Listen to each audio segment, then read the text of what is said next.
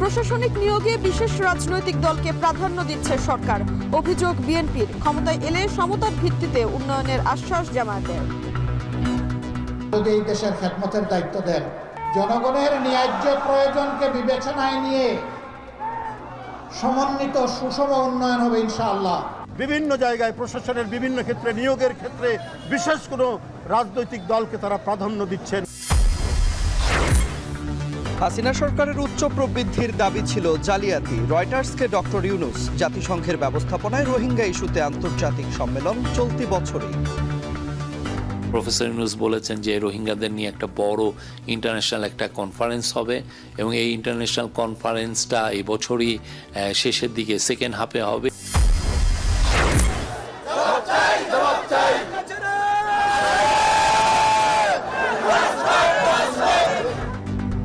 শতভাগ পদোন্নতি সহ প্রাথমিকের সহকারী শিক্ষকদের বেতন 10ম গ্রেডে বাস্তবায়নের দাবি। কেন্দ্রীয় শহীদ মিনারে সমাবেশ। আমরা শিক্ষক, আমরা কেন দ্বিতীয় শ্রেণীর কর্মচারী থাকবো? সহকারী শিক্ষক যেন 10ম গ্রেড পায়, শুধু একটাই দাবি আমাদের। এবং অমর একুশে বইমেলায় প্যাভিলিয়ন বরাদ্দ নিয়ে বৈষম্যের অভিযোগ প্রকাশকদের। মেলায় শৃঙ্খলা ফেরাতে তৎপর বাংলা একাডেমি।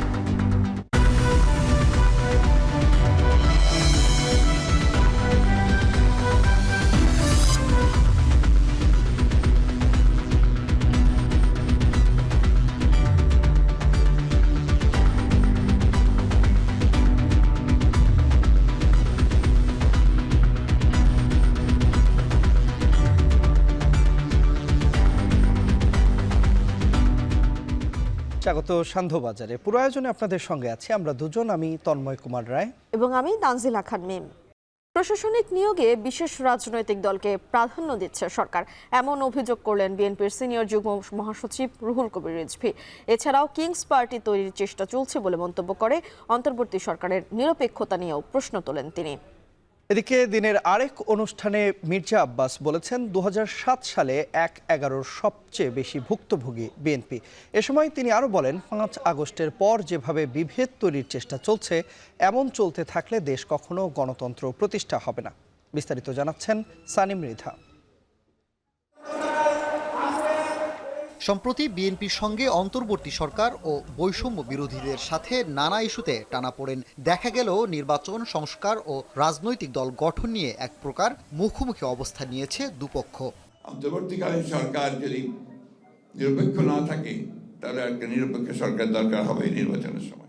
এমন প্রেক্ষাপটের মধ্যে বিএনপির মহাসচিব মির্জা ফখরুল ইসলাম আলমগীর এক আলোচনা সভায় নিরপেক্ষ সরকারের অধীনে নির্বাচন দেওয়ার দাবি জানান। তার এমন বক্তব্য ভালোভাবে নেননি উপদেষ্টা নাহিদ ইসলাম। বৃহস্পতিবার তার ফেসবুকে লেখেন, বিএনপি মহাসচিবের এমন বক্তব্য আরেকটি 1/11 সরকার গঠনের ইঙ্গিত বহন করে। এই রেশ কাটার আগে এবার নাহিদ ইসলামের স্ট্যাটাসের জবাব দিয়েছেন বিএনপির স্থায়ী কমিটির সদস্য মির্জা আব্বাস ও দলটির জ্যেষ্ঠ যুগ্ম মহাসচিব রুহুল কবির রিজভী।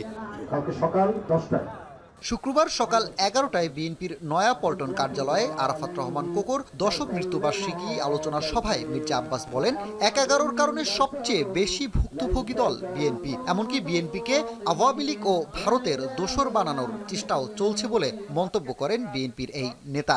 এছাড়া 5 আগস্টের পর যেভাবে বিভেদ তৈরির চেষ্টা হচ্ছে তা চলতে থাকলে দেশে গণতন্ত্র প্রতিষ্ঠা হবে না। 2007 সালে 1/11 যে ভয়াবহ পরিণতি, এটা বিএনপির চেয়ে কেউ বেশি ভোগ করে নাই। বিএনপির প্রতিটি নেতা কর্মী, সাধারণ কর্মী থেকে শুরু করে আমাদের দেশ নেত্রী বেগম খালেদা পর্যন্ত এই 1/11 সাল থেকে রেহাই পায় নাই।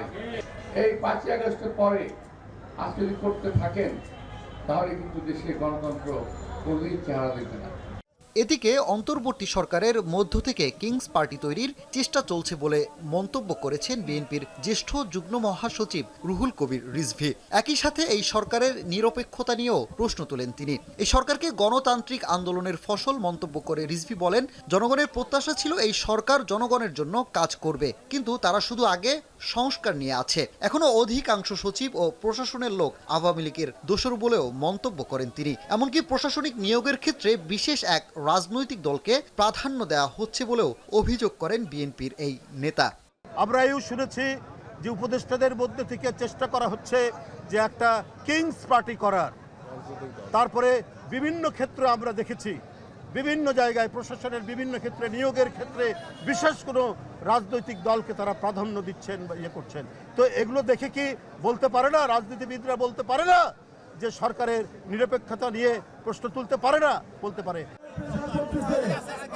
এদিন আরাফাত রহমান কোকোর মৃত্যুবার্ষিকীতে তার কবরে শ্রদ্ধা জানাতে বনানীতে আসেন বিএনপির অন্যান্য অঙ্গ সংগঠনের নেতাকর্মীরা। সানিম মৃধা, এখন, ঢাকা। জামায়াতে ইসলামীর আমির ডাক্তার শফিকুর রহমান বলেছেন, জামায়াতকে ভোট দিয়ে ক্ষমতায় আনলে সারা দেশে সমতার ভিত্তিতে উন্নয়ন করা হবে। কুড়িগ্রাম সরকারি কলেজ মাঠে জামায়াতের কর্মী সমাবেশে তিনি বলেন, আওয়ামী লীগ কাউকে ছাড় দেয়নি, 18 কোটি মানুষের উপর জুলুম করেছে। আওয়ামী লীগ মানুষ খুন করে ক্ষমতায় থাকতে চেয়েছিল বলেও মন্তব্য করেন ডাক্তার শফিকুর রহমান। তারা সংখ্যালঘু বলে বাংলাদেশিদের মধ্যে বিভাজন সৃষ্টি করেছিল। এছাড়া 1972 থেকে এ পর্যন্ত যারা সংখ্যালঘু বলে অন্যের বাড়ি দখল, লুটপাট করেছে তাদের নাম প্রকাশ করে বিচার দাবি করেছেন জামায়াতে আমির। এ সময় জুলাই বিপ্লবের শহীদদের রক্তের সাথে বেইমানি করে দুর্নীতি না করার আহ্বান জানান তিনি। ফ্যাসিস্ট সরকারের কারণেই তিস্তা মহাপরিকল্পনা বাস্তবায়ন হয়নি বলেও জানান জামায়াতের এই শীর্ষ নেতা। কিন্তু 5 আগস্ট জাতি যখন মুক্তি পেল, ক্ষমতার শেষ মুহূর্ত পর্যন্ত মানুষ খুন করে তারা ক্ষমতায় থাকতে চেয়েছে। আমরা পরিষ্কার বলতে চাই, আল্লাহ যদি আপনাদের ভালোবাসা সিক্ত হয়ে, দেশবাসীর ভালোবাসা সিক্ত হয়ে আমাদের উপর মেহেরবানি করেন আর যদি এই দেশের খেদমতের দায়িত্ব দেন, ইনশাআল্লাহ তাআলা আজিম প্রেসিডেন্ট প্রধানমন্ত্রীর মুখ দেখে কোনো এলাকার উন্নয়ন হবে না। জনগণের ন্যায্য প্রয়োজনকে বিবেচনায় নিয়ে সমন্বিত সুষম উন্নয়ন হবে ইনশাআল্লাহ। পাগলের প্রলাপের মতো গুজব ছড়ানো হচ্ছে। সামাজিক যোগাযোগ মাধ্যমে নিজের ভেরিফাইড অ্যাকাউন্ট থেকে এক ফেসবুক পোস্টে কথা উল্লেখ করেছেন আইন উপদেষ্টা ডক্টর আসিফ নজরুল। এসব গুজবে কান না দেওয়ার আহ্বান জানিয়ে আসিফ নজরুল লিখেছেন, আমরা সবাই ভালো আছি, নিজ নিজ জায়গাতেই আছি। গেল মধ্যরাতে অন্তর্বর্তী সরকারের উপদেষ্টা ও সমন্বয়কদের নিয়ে সামাজিক যোগাযোগ মাধ্যমে আলোচনা ও সমালোচনার ঝড় ওঠে। ছড়িয়ে পড়া একাধিক পোস্টে উপদেষ্টা ও সমন্বয়কদের নিয়ে বিভিন্ন অপতথ্য ছড়ানো হয়। সামাজিক যোগাযোগ মাধ্যমে বিভিন্ন ব্যক্তিরা একাধিক পোস্টে দিয়ে এসব দাবি আরও জোরালো করার চেষ্টা করেন। এসব গুজব ছড়ানোর কারণে জনমনে বিভ্রান্তি তৈরি হয়। তার প্রেক্ষিতেই এই স্ট্যাটাসে নিজের অবস্থান পরিষ্কার করলেন আইন উপদেষ্টা ডক্টর আসিফ নজরুল।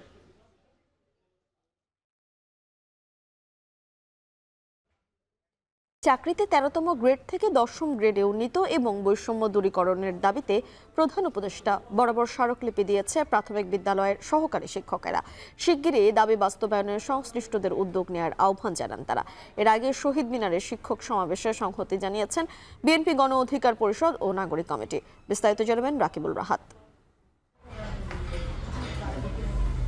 শিশুদের শিক্ষার হাতেখড়ি শুরু হয় প্রাথমিক বিদ্যালয় থেকে। কোমলমতি শিশুদের শেখানোর দায়িত্ব যাদের, সেই শিক্ষকেরা দেশের 3য় শ্রেণীর কর্মচারী, বেতন পান 13তম গ্রেডে। শুক্রবার কেন্দ্রীয় শহীদ মিনারে শিক্ষক সমাবেশে অংশগ্রহণ করে এমন আক্ষেপের কথাই জানান প্রাথমিক স্কুলের শিক্ষকেরা। তাদের দাবি সম্মান, 3য় শ্রেণীর বেতন কাঠামো নয়, চান 2য় শ্রেণীর মর্যাদা। দাবি তোলেন 10ম গ্রেডের বেতন কাঠামোয় উন্নীত করার। এ সময় শিক্ষকরা বলেন, দেশ গড়ার কারিগর হয়ে বৈষম্যর শিকার তারা। এমন অবস্থার পরিবর্তনের দাবি তাদের। যশোর জেলা জিজ্ঞাসা উপজেলা থেকে এসেছি, শুধুমাত্র 10ম গ্রেড সহকারী শিক্ষক যেন 10ম গ্রেড পায়। একজন শিক্ষক কখনোই রাষ্ট্রের 3য় শ্রেণীর কর্মচারী হইতে পারে না। It is very painful and pathetic. আমরা শিক্ষক, আমরা কেন 2য় শ্রেণীর কর্মচারী থাকবো? এটাই আমাদের দাবি, এটা আমাদের বৈষম্য। পরে শহীদ বেদিতে অবস্থান নিয়ে দুপুর 2টার মধ্যে সংশ্লিষ্ট কর্তৃপক্ষের উপস্থিতি দাবি করেন প্রাথমিক সহকারী শিক্ষকেরা, কিন্তু বেঁধে দেওয়া সময়ের মধ্যেও আসেনি কেউ।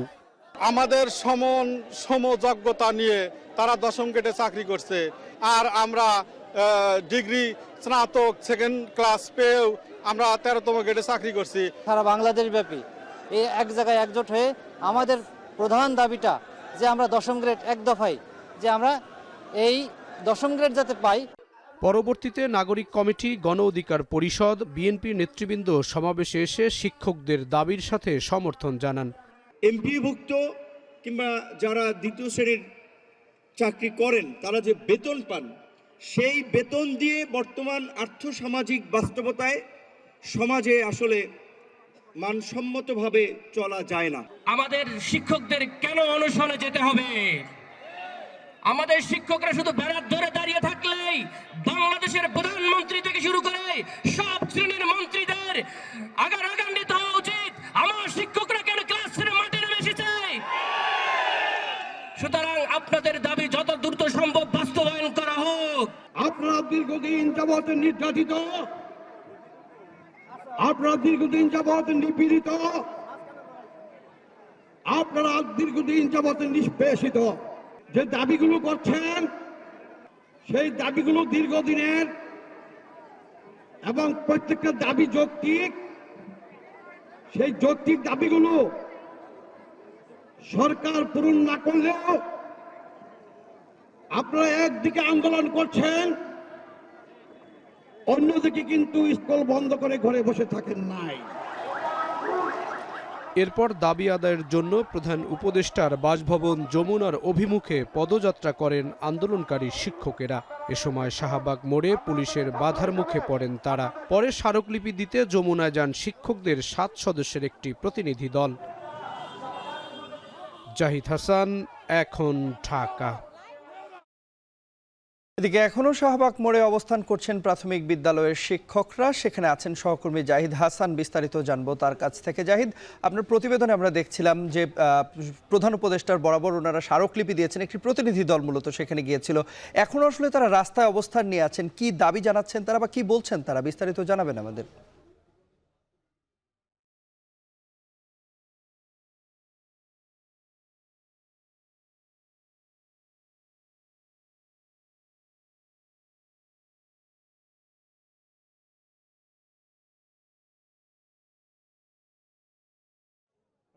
শিক্ষকদের যে দাবি, তারা দ্বিতীয় গ্রেডের পদমর্যাদার, অর্থাৎ তারা দ্বিতীয় শ্রেণীর পদমর্যাদা চান। এই দাবিতে মূলত তারা আজকে সকালে কেন্দ্রীয় শহীদ মিনারে তাদের কর্মসূচি শুরু করেন। সেখান থেকে তারা দুপুরের পরে বিকেলের দিকে তারা প্রধান উপদেষ্টার কার্যালয়ের দিকে রওনা হলে তাদেরকে শাহবাগ থামিয়ে দেওয়া হয়। এখানে পুলিশ তাদেরকে ব্যারিকেড দিয়ে থামিয়ে দেয়। এরপরে যেটি হয়েছে যে তারা প্রধান উপদেষ্টার কার্যালয়ে একটি প্রতিনিধি দল গিয়েছিলেন, সেখানে তারা তাদের দাবি তারা জানিয়ে আসছেন।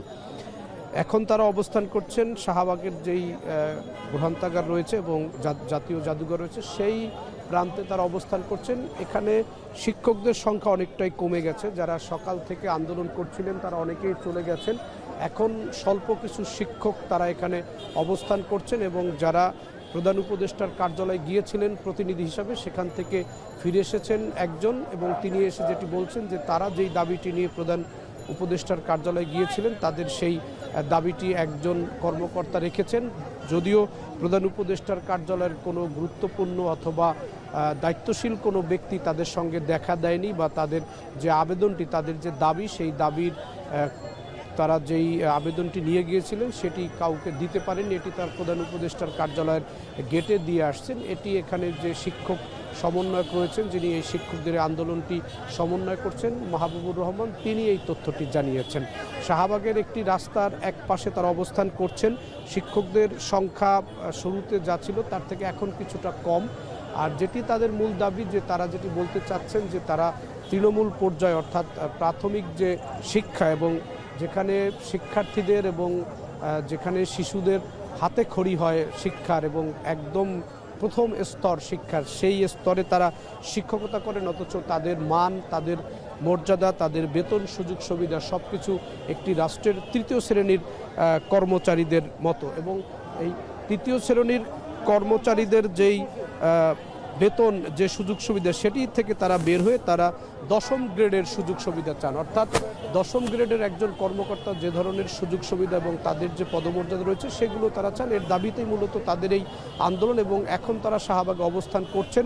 কতক্ষণ তারা এখানে অবস্থান করবেন সেটি এখন পর্যন্ত তারা নিশ্চিত করেননি, তবে তাদের পক্ষ থেকে যেই প্রতিনিধি দল প্রধান উপদেষ্টার কার্যালয়ে গিয়েছেন তারা অনেকেই শাহবাগে ফিরে এসেছেন। তন্ময়। প্রধান উপদেষ্টা বরাবর স্মারকলিপি প্রদানের পরও শাহবাগে অবস্থান করছেন সরকারি প্রাথমিক বিশ্ববিদ্যালয়ের শিক্ষকরা। সেই খবরাখবর আমাদেরকে শাহবাগ থেকে জানাচ্ছিলেন সহকর্মী জাহিদ হাসান। জুলাই আগস্ট গণঅভ্যুত্থানে স্বীকৃতি ও সে সময় হত্যা ও নির্যাতনের ঘটনার সঙ্গে জড়িতদের বিচারের দাবিতে শাহবাগে সমাবেশ করেছে বৈষম্য বিরোধী সম্মিলিত বেসরকারি বিশ্ববিদ্যালয় নামের সংগঠন।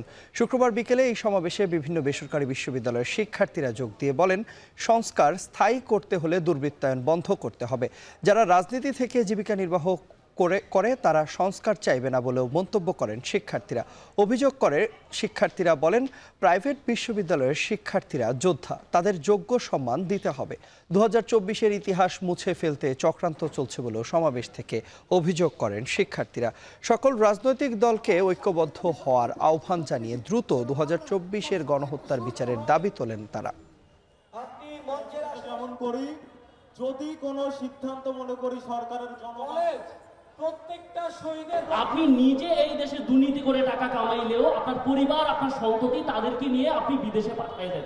আজও কিছু রাজনৈতিক দল তাদেরকে আশ্রয় দিয়ে যাচ্ছে, শেল্টার দেওয়ার মাধ্যমে, টাকার মাধ্যমে তাদেরকে বিভিন্ন জায়গা থেকে ছুটে আনা হচ্ছে। অনেক লোক তাজা প্রাণ হারিয়েছে, তাদের পরিবারগুলোকে এখনো পুনর্বাসন করা হয় নাই, তাদের পরিবারগুলোকে এখনো আহত অসুস্থ ভাই আছে আমাদের প্রাইভেটের, তারা এখনো চিকিৎসা পাচ্ছে না।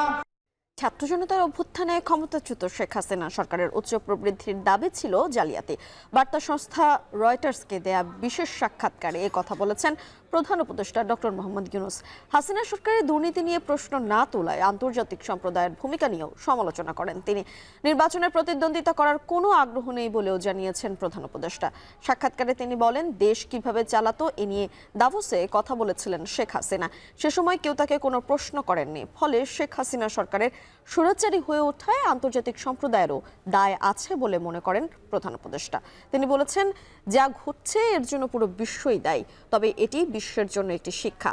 অর্থনৈতিক প্রবৃদ্ধির হার দিয়ে মানুষের জীবন মানের উন্নতির তুলনা করতে চান না উল্লেখ করে ডক্টর ইউনূস বলেন, তিনি ব্যক্তিগতভাবে প্রবৃদ্ধির হার দিয়েই সবকিছু বিবেচনা করার পক্ষে নন।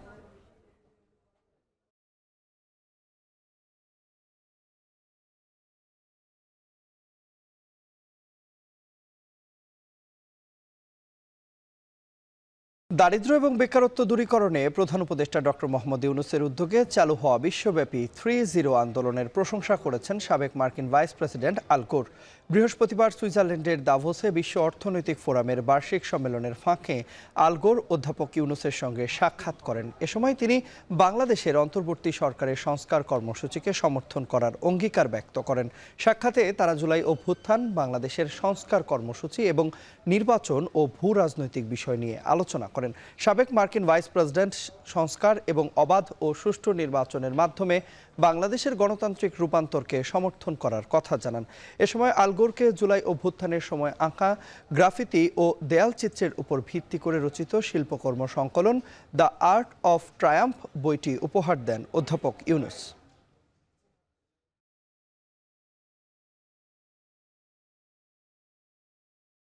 চলতি বছরের দ্বিতীয়ার্ধে বাংলাদেশ এবং জাতিসংঘের ব্যবস্থাপনায় রোহিঙ্গাদের নিয়ে আন্তর্জাতিক সম্মেলন অনুষ্ঠিত হবে বলে জানিয়েছেন প্রধান উপদেষ্টার প্রেস সচিব শফিকুল আলম। তিনি বলেন, 170টির বেশি দেশ সম্মেলনে অংশ নেবে।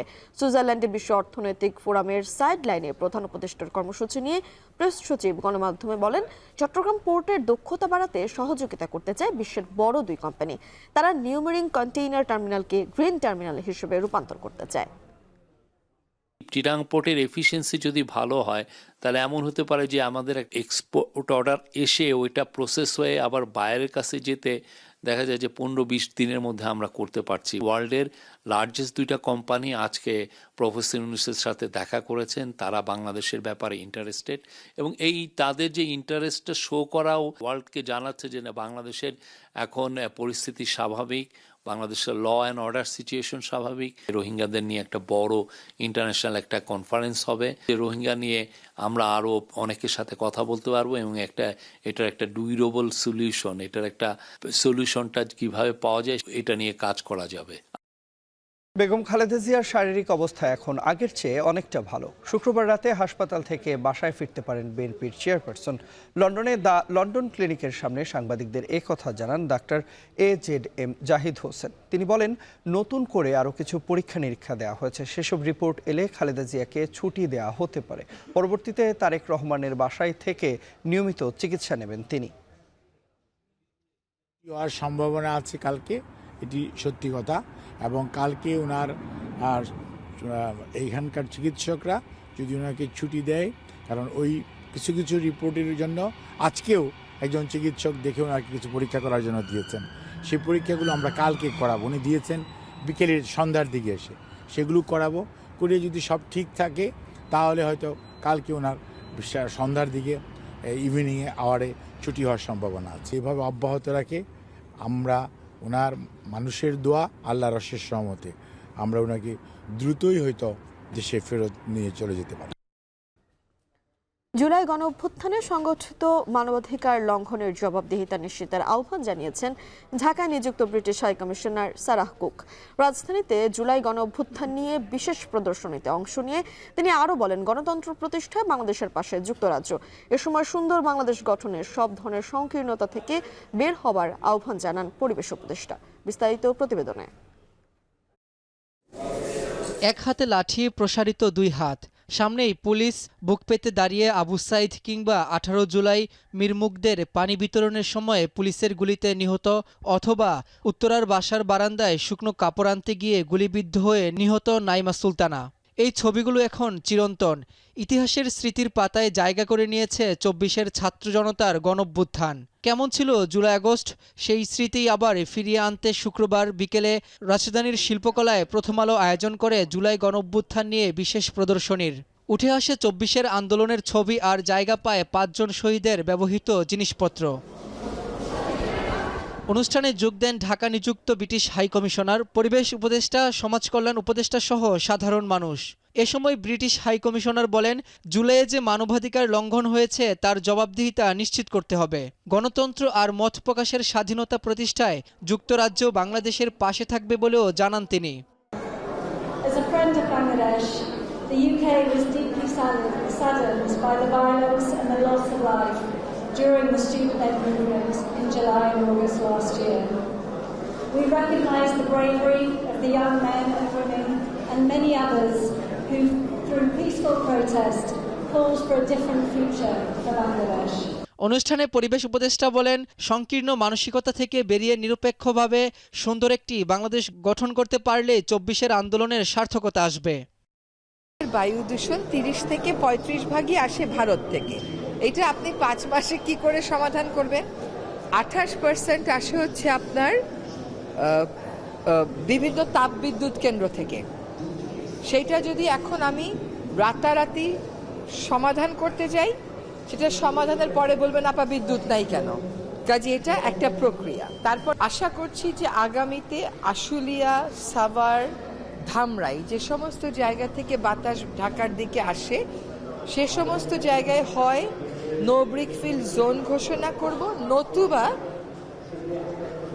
এমন কিছু করতে হবে যাতে করে আমাকে আর দূষণের অভিযান পরিচালনা করতে না হয়। মিথ্যাচার করে ইতিহাস ও শাসন ব্যবস্থার মাধ্যমে দেশের শিশু কিশোরদের সাথে প্রতারণা করা হয়েছে বলে মন্তব্য করেন সমাজ কল্যাণ উপদেষ্টা। সুন্দর সমাজ গড়েনি, আমরা মিথ্যাচার করেছি, মিথ্যার উপরে ইতিহাস লিখেছি, মিথ্যার উপরে শাসন ব্যবস্থা তৈরি করেছি, নেতৃত্ব এবং সেই নেতৃত্বের দায়ের জন্য মিথ্যাকে প্রতিষ্ঠিত করেছি এবং এই বাচ্চারা সেটা ঘৃণা করেছে। জুলাই বিপ্লবের ইতিহাস যেন বিকৃত বা মুছে না যায় সেদিকে খেয়াল রাখার আহ্বান জানান বক্তারা। এবারের বইমেলা সাজানো হচ্ছে ২৪-এর গণঅভ্যুত্থানের আবহে। বাংলা একাডেমি ও সোহরাওয়ার্দী উদ্যানের প্রাঙ্গণে চলছে স্টল তৈরির কাজ। বিগত বছরে যেসব প্রকাশনা প্রতিষ্ঠান বঞ্চিত হয়েছে, এবার তারাও পেয়েছেন স্টল বরাদ্দ। মেলায় অংশগ্রহণকারী প্রকাশনা প্রতিষ্ঠান বেড়েছে ৪৯টি আর স্টল ইউনিট ১১১টি। তবে দূর হয়নি প্যাভিলিয়ন বৈষম্য বিরোধী সৃজনশীল প্রকাশক সমিতি বলছে, বিগত স্বৈরাচার সরকার দলীয় লোকদের সুবিধা দিতেই প্যাভিলিয়ন সংস্কৃতি তৈরি করে। এদিকে বইমেলায় শৃঙ্খলা ফেরাতে চায় বাংলা একাডেমি। ফরহাদ বিন নূরের প্রতিবেদনে দেখুন বিস্তারিত।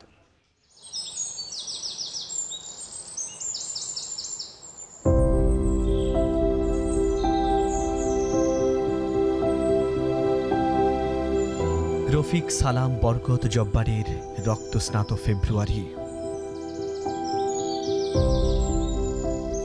আর সেই রক্তের উপর দাঁড়িয়ে আমাদের মায়ের ভাষা।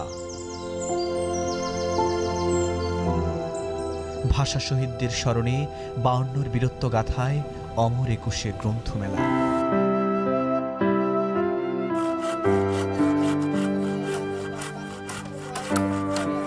এই যে শ্রমিকের নিরলস পরিশ্রম আর কারিগরের সুনিপুণ হাতের ছোঁয়া, বাংলা একাডেমি প্রাঙ্গণ আর সোহরাওয়ার্দী উদ্যানে ছোটাছুটি, তা সবই ২০২৫-এর বইমেলাকে ঘিরে। শহীদ আবু সাঈদ, মীর মুগ্ধ ও ওয়াসিম সহ হাজারো প্রাণের বিনিময়ে এক শোষণমুক্ত বাংলাদেশে প্রাণের মেলার আয়োজন। তাই তো এবারের প্রতিপাদ্য জুলাই গণ অভ্যুত্থান, নতুন বাংলাদেশ বিনির্মাণ।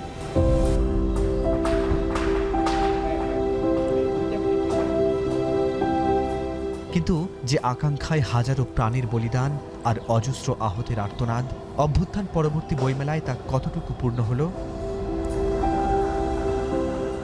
বিগত সময়ে যেসব প্রকাশনা প্রতিষ্ঠান বাংলা একাডেমির সব শর্ত পূরণ করার পরও বৈষম্যের শিকার হয়ে বঞ্চিত ছিল, এবার তারা বইমেলায় অংশ নেওয়ার সুযোগ পাচ্ছে। বাংলা একাডেমির তথ্য বলছে, এবার বইমেলায় অংশগ্রহণকারী প্রকাশনা প্রতিষ্ঠান বেড়েছে ৪৯টি আর স্টল ইউনিট ১১১টি, যেখানে মোট প্রতিষ্ঠান ৬৯১টি এবং মোট ইউনিট ১০৫৭টি। বছরের পর বছর কেবলমাত্র ভিন্ন চিন্তার অজুহাতে কোনো ধরনের ব্যাখ্যা না দিয়ে বারবার স্টল বরাদ্দ দেওয়া হয় নাই, একবারের জন্য স্টল বরাদ্দ দেওয়া হয় নাই। অথচ অনেক মানুষ অনেক স্টল বরাদ্দ পেয়েছে, যাদের শুধুমাত্র দলীয় লেজুর বৃত্তি এবং চিন্তাগত ঐক্যের কারণে। সবাই অংশ নেওয়ার সুযোগ পেলেও দূর হয়নি প্যাভিলিয়ন বৈষম্য। এবারও ৩৫টি প্যাভিলিয়ন ছড়িয়ে ছিটিয়ে থাকবে মেলার মূল অংশে। বৈষম্য বিরোধী সৃজনশীল প্রকাশক সমিতি বলছে, বিশ্বের কোনো বইমেলায় প্যাভিলিয়ন সংস্কৃতি না থাকলেও গত এক দশকে তৎকালীন ক্ষমতাসীন দলের মদতপুষ্ট সুবিধাভোগী প্রকাশকদের প্যাভিলিয়ন বরাদ্দ দিত Bangla academy. ১ unit, ২ unit, ৩ unit বা ৪ ইউনিট স্টলগুলি থাকছে, যেভাবে হঠাৎ করে মধ্যখানে একটা বড় প্যাভিলিয়ন, স্বাভাবিকভাবেই কিন্তু এটা একটি দৃষ্টিকটু ব্যাপার। এদিকে এবার কাগজ ও কালির দাম গতবারের মতোই থাকায় বইয়ের দাম বাড়ার সুযোগ নেই বলে জানান প্রকাশকরা। ওর মধ্যেই থাকবে, এক্সট্রা কোনো দাম হচ্ছে তো যুক্ত হওয়ার কোনো যুক্তিসঙ্গত কারণ নেই।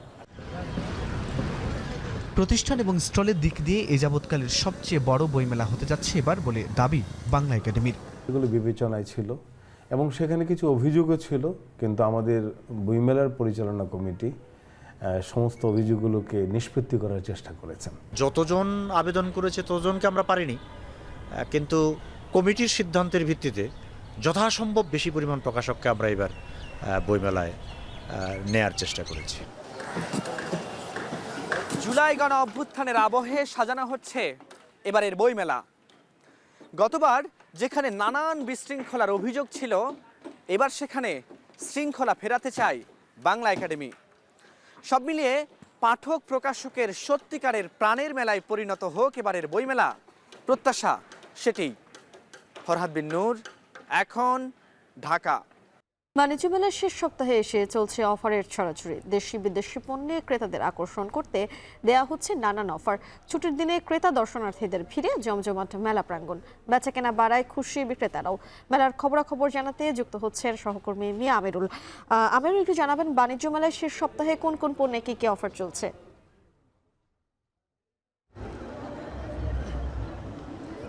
মিম, আপনাকে যদি জানাতে চাই, আমরা বাণিজ্য মেলায় ঘুরে যেমনটি দেখেছি যে বিভিন্ন পণ্যে আমরা হরেক রকমের অফার দেখেছি, তথা কিছু কিছু পণ্য দেখেছি আমরা 100 থেকে 200 টাকার মধ্যেও পাওয়া যাচ্ছে এবং সেটি কিন্তু 2 থেকে 3টি যখন একসাথে নেওয়া হচ্ছে তখন কিন্তু 150 থেকে 200 টাকার মধ্যে পাওয়া যাচ্ছে। আর যদি বলি যে পণ্যের যে বিষয় সেটি হচ্ছে মূলত এখন যেহেতু শীতকাল চলছে, আমরা বিশেষ করে ক্রেতা দর্শনার্থী যাদেরকে দেখেছি বেশিরভাগই তারা শীতের যে পোশাক তারা কিন্তু সেটির প্রতি ঝুঁকছেন। আমরা ঘরের যে গৃহিণী যাদেরকে দেখেছি তারা বেশিরভাগই ঘর সাজানোর জন্য যে ধরনের উপলক্ষগুলো প্রয়োজন হয় তারা কিন্তু সেই ধরনের বিষয়ে তারা দেখছেন, তারা কিনছেন। এবং সেই সাথে যদি জানিয়ে রাখতে চাই, আজকের যেহেতু মেলার 24তম দিন, মেলার এই শেষ সপ্তাহে এসে কিন্তু আমরা বিক্রেতাদের সাথে কথা বলছিলাম। তারা আমাদেরকে যেটি জানিয়েছেন যে শুরুর দিকে বেচা বিক্রি খুব একটা না হলেও তারা কিন্তু এখন পর্যন্ত এখন এসে কিছুটা ভালো অবস্থানে রয়েছেন এবং যার ফলে